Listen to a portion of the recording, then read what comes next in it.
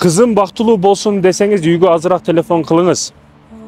Телефон кылбаңыз. Бүгүн кайра күнүгө 5 жол, 10 жол телефон кылып, кызыны кайсыл жактасың, не кылып атасың, күйөөң каякта, анасы каякта, мунусу каякта, не жедиң, не иштиң, бардыгын сурап, ар бир нерсени деталга чейин киришен энелер бар, аталар бар.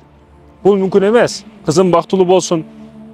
Ата olarak, ата сиз кызыңызды берип аткан учуруңузда чындап айтып, кызым, болду эми сени бейишиң дагын, тозогуң дагын, ошо күйөөң болот, ошо менен бир болгун деп эркекче чыгарыш керек кызды чыгарып атканда үйдө.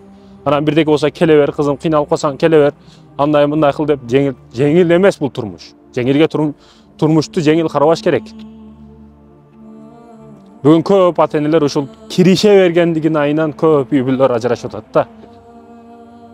Кыз бала негизи өзүгө ишенчи, мындайча айтканда рисково, тобокел деген нерселер, сезимдер аз болот. Себеби мында бала төрөш, баланы коркунучтан сакташ деген түшүнүктөр табиятынан берилгендиктен Аллах Таала бул рисково, тобокел, коркунуч мындай нерселерди аялга аз берген.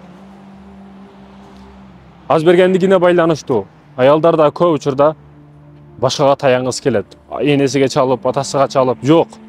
Сен таяна турганың дагы сыр сактабастан ар дайым бир боло турган бул күйөөң болуп эсептелет. Күйөөң менен бол.